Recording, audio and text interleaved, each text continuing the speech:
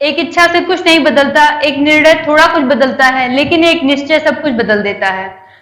Hello and welcome to my YouTube channel Currentonomics, जहां हम आपको डेली करंट अफेयर्स की वीडियो प्रोवाइड कराते हैं। दोस्तों, जैसा कि मैंने अभी बोला, एक इच्छा से कुछ नहीं बदलता, एक निर्णय से थोड़ा कुछ बदलता है, लेकिन एक निश्चय सब कुछ बदल कर रख देता है। अगर आप किसी चीज की इच्छा करते हैं, निर्णय करते हैं, तो शायद ही आप अपने लक्ष्य को प्राप्त करें। परंतु आप अगर निश्चय कर लेंगे कि मुझे ये प्राप्त करना है, तो फिर आपको कोई भी नहीं रोक सकता।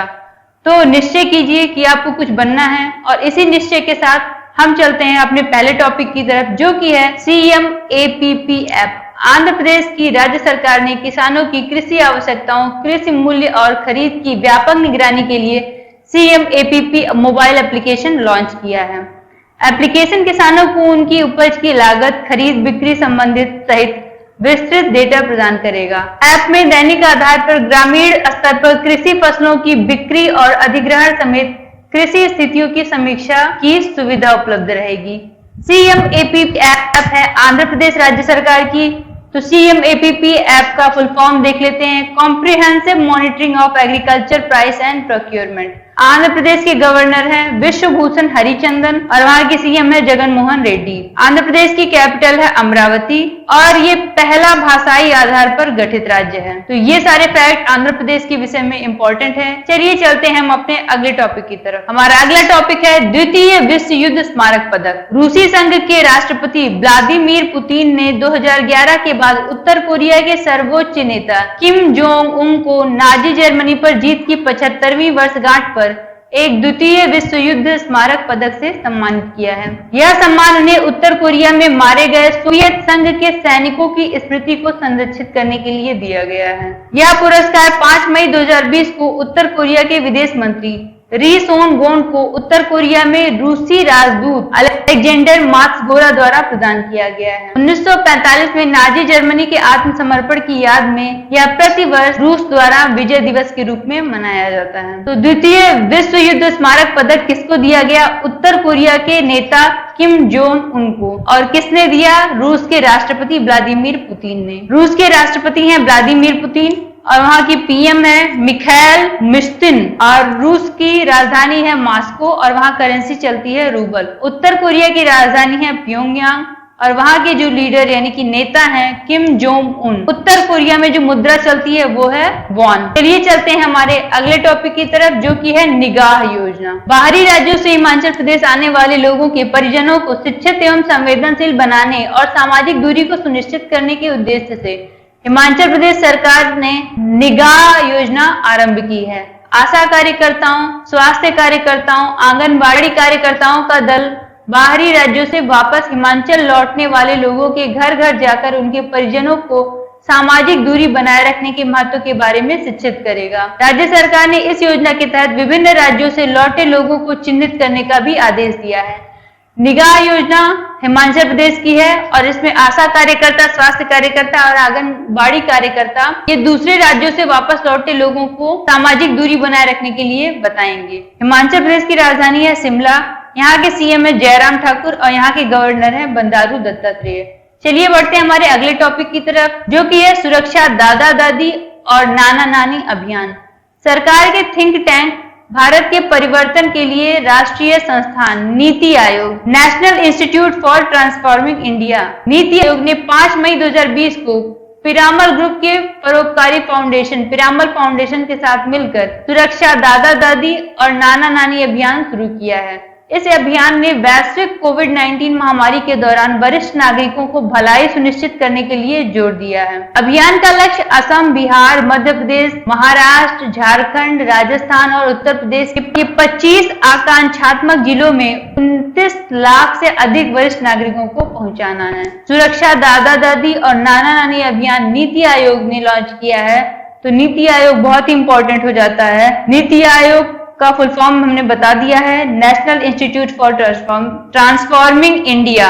इसकी स्थापना हुई थी 1 जनवरी 2015 में, और इसका हेडक्वार्टर नई दिल्ली में। इसके अध्यक्ष हैं हमारे प्रधानमंत्री जी श्री मोदी जी, और इसके CEO हैं अमिताभ कांत, और उपाध्यक्ष हैं राजीव कुमार। चलिए बढ़ते हैं हमारे अगले टॉपिक की तरफ, जो कि है मिडवाइफ्स का अंतरराष्ट्रीय दिवस। मिडवाइफ्स या दाई का अंतरराष्ट्रीय दिवस 5 मई 2020 को अंतरराष्ट्रीय परिसंघ ICM द्वारा मनाया जाता है। इस बार का इसका विषय था midwives with women celebrate, demonstrate, mobilise, unite. यह वह लोग हैं जो अपनी जिंदगी एक माँ और बच्चे की देखभाल करने में बिता देते हैं। विश्व स्वास्थ्य संगठन ने वर्ष 2020 को और मिडवाइफ्स का वर्ष घोषित किया है। ये बहुत ही इंपॉर्टेंट लाइन है। विश्व स्वास्थ्य संगठन ने 2020 को नर्सों और मिडवाइफ्स का वर्ष घोषित किया है। क्या उनकी संपूर्ण भूमिका को उजागर करता है और दाइयों और नर्सों के पेशे को मजबूत करने का अवसर प्रदान करता है। चलिए बढ़ते हैं हमारे अगले टॉपिक की तरफ, जो कि है बिरसा हरित ग्राम योजना।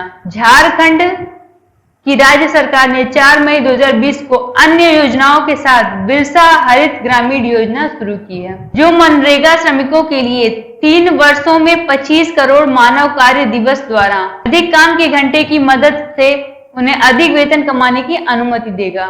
बिरसा हरित ग्राम योजना के तहत फलदार पौधे लगाए जाएंगे और सरकार सड़क किनारे सरकारी भूमि, व्यक्तिगत या गैर मजरूआ भूमि पर फलदार पौधा लगाएगी। पौधारोपण के करीब 3 वर्ष बाद प्रत्येक परिवार को 50,000 की वार्षिक आमदनी होने की संभावना है। शुरू में योजना इस प्रकार थी। नंबर 1 बिरसा हरित ग्राम योजना, जो एक वृक्षारोपण योजना है। दूसरा नीलांबर पीतांबर जल समृद्धि योजना, जल संरक्षण। और तीसरा वीर शहीद पोटो खेल विकास योजना। इन योजनाओं से ग्रामीण झारखंड के विकास में मदद मिलेगी।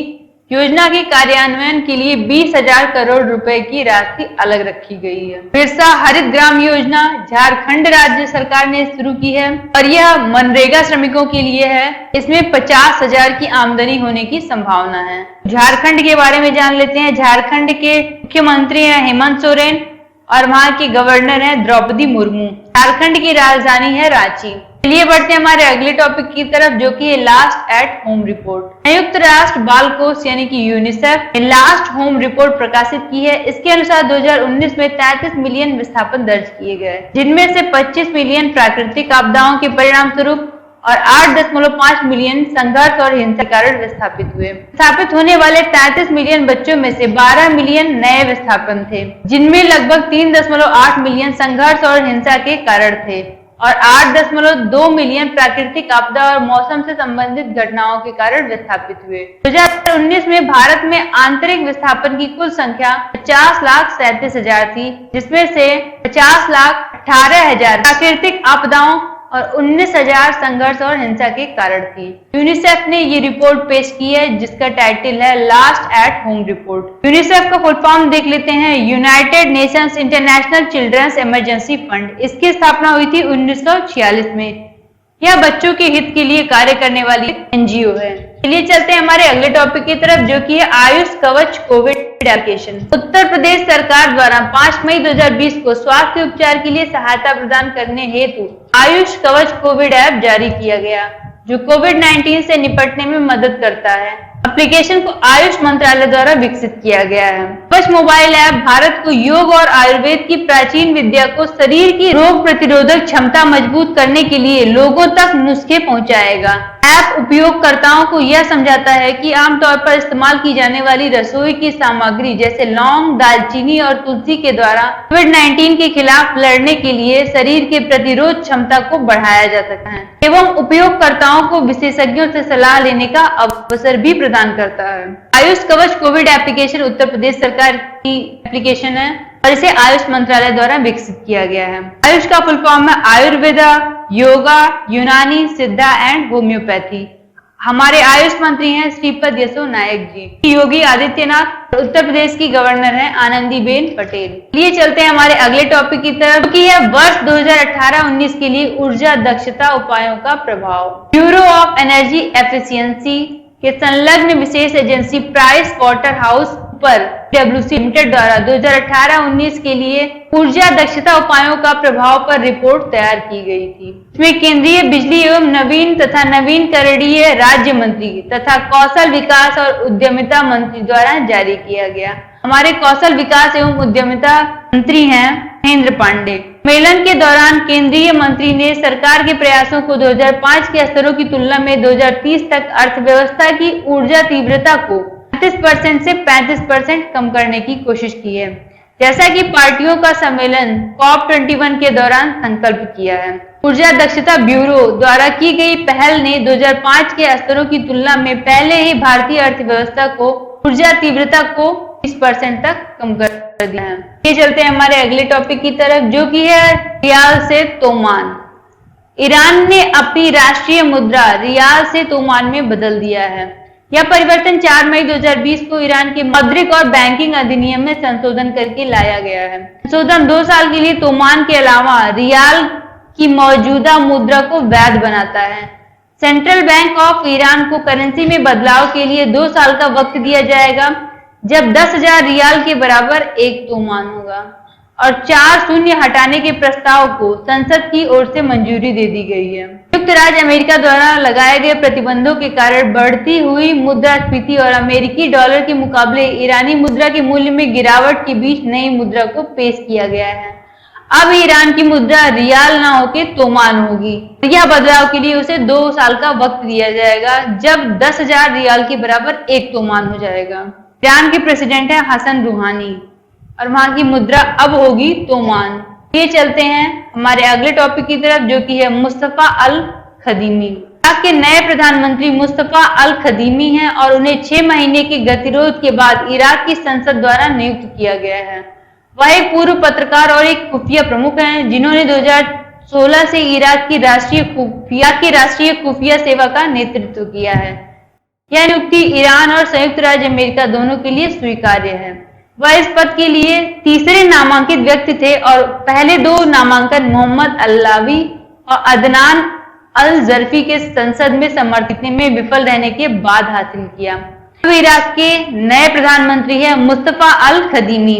इराक की राजधानी है बगदाद और वहां मुद्रा चलती है इराकी दिनार। ये बढ़ते हैं हमारे नेक्स्ट स्लाइड की तरफ, जो कि है फेलुदा सूचना हस्तांतरण समझौता। फेलुदा सूचना हस्तांतरण के लिए कोविड-19 के रैपिड डायग्नोसिस के लिए ये जीनोमिक्स और एकीकृत जीव विज्ञान संस्थान IGIB और वैज्ञानिक औद्योगिक अनुसंधान परिषद SIR साथ एक घटक कामकाज प्रयोगशाला टाटा सन्स के साथ समझौता ज्ञापन पर हस्ताक्षर किया है। समझौता ज्ञापन में कोविड-19 के परीक्षण की तैनाती के लिए ज्ञान हस्तांतरण और किट के रूप में ज्ञान को मई के अंत में शुरू करना शामिल है।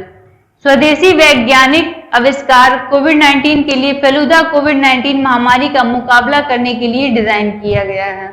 MOU के मुख्य लाभों में महंगी qPCR मशीनों पर सामर्थ्य, उपयोग में आसानी और गैर निर्भरता शामिल है।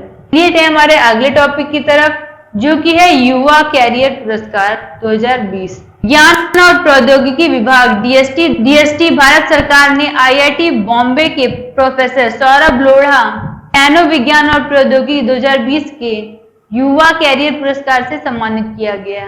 इस पुरस्कार से 2 आयामी वंडरवाल सामग्री के आधार पर सिलिकॉन और नैनो इलेक्ट्रॉनिक उपकरणों के अतीत में तर्कसंगत ट्रांजिस्टर प्रौद्योगिकियों के विकास में उनके योगदान के लिए सम्मानित किया गया। प्रोफेसर लोढ़ा द्वारा नई सामग्री और प्रक्रियाओं को विकसित किया गया है, जो ट्रांजिस्टर के दिल की थर्मल स्थिरता और विश्वसनीयता में सुधार कर सकता है। क्षेत्र में हुई प्रगति भविष्य के लिए इलेक्ट्रॉनिक उपकरणों जैसे डेस्कटॉप, लैपटॉप, मोबाइल फोन और सर्वर को कुशलता पूर्वक और तेजी से प्रदर्शन करने, कम बिजली की खपत करने और लंबे समय तक विफलता को कम दरों के साथ मदद करेगी। युवा कैरियर पुरस्कार 2020 किसे दिया गया? सौरभ लोढ़ा को, जो कि IIT बॉम्बे के प्रोफेसर हैं। चलिए दोस्तों, हम MC की तरफ चलते हैं, जो हमने आपसे पूछा था, उसके आंसर्स आपको दे देते हैं। पहला क्वेश्चन था हमारा, जेमिनी रॉय कौन थी? जेमिनी रॉय एक चित्रकार थी।